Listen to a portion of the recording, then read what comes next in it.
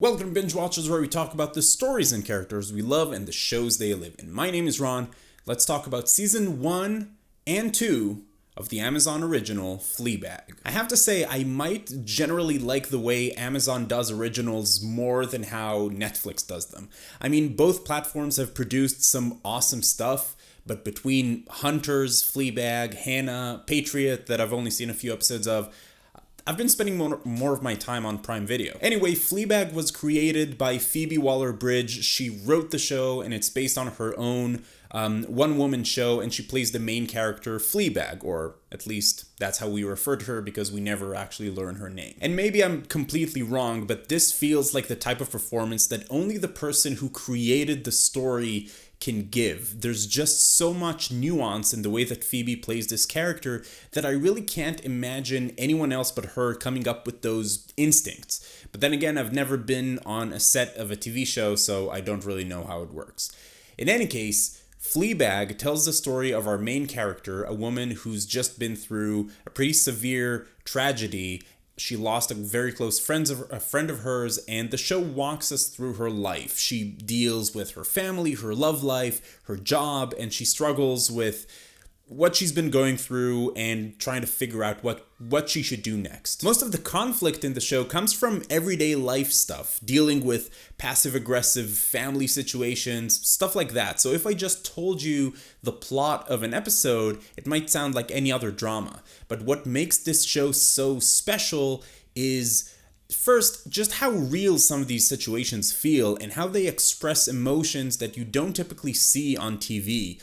The things that you feel, but they don't necessarily make sense. Like how in some situations, the thing that people assume that's the thing that's bothering you, that's getting to you, actually doesn't matter to you at all, but it just made you think of something else about yourself, which is the thing that is really getting to you and making you angry, if that makes sense at all.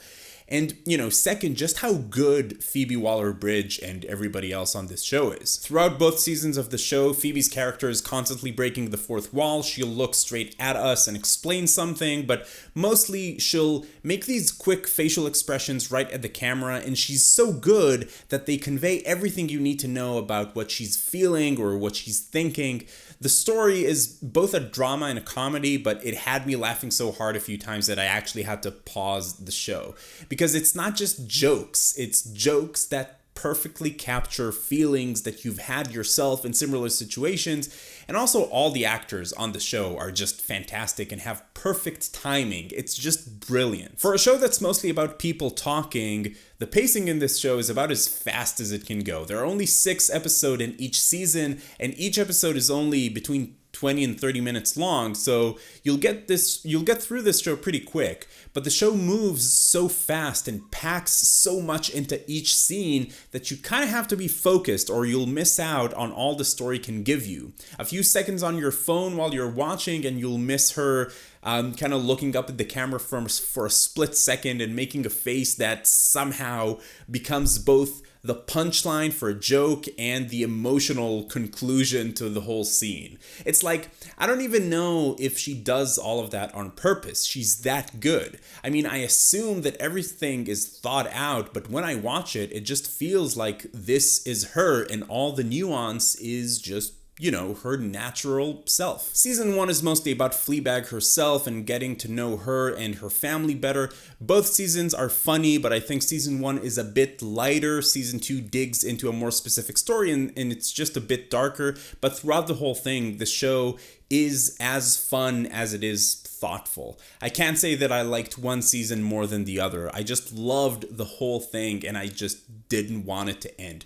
All performances in this show are amazing, but the highlights for me have to be, of course, Phoebe Waller-Bridge, who I gushed about throughout this whole video, and Olivia Colman. Olivia Colman is already one of the best actresses working today. I've never seen her in anything where she was anything less than incredible. But previously I've seen her on The Night Manager and Broadchurch, where she plays different characters, but they're sort of in the same category, like an investigator or police officer. Here, she plays the awful stepmother. It's such a different role, but she is masterful. You will hate her, but you'll also kind of love her, all in the best way possible. The frustrating interactions between her and Phoebe's character are some of the best TV I've seen. Fleabag will unfortunately not be returning for season 3, which is a creative decision by Phoebe Waller-Bridge that I deeply, deeply respect. If you want to learn more about that, I suggest that you look up some interviews with her. But bottom line, should you watch it? Yes. Yes, yes, yes. Everybody should watch this show. I absolutely loved it. It gets a Binge Watchers certified awesome. It's at the same time one of the funniest and most thoughtful shows I've ever seen.